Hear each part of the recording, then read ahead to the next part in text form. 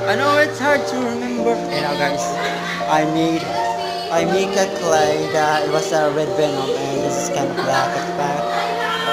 You can see this.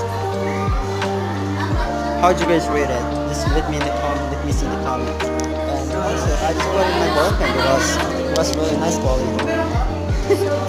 Because today we're just making a graphing, like a mirror in the wall, and also just trying to get rid of it.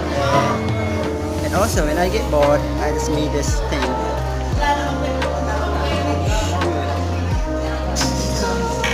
I don't know how you guys rate it, but for me, it was really good.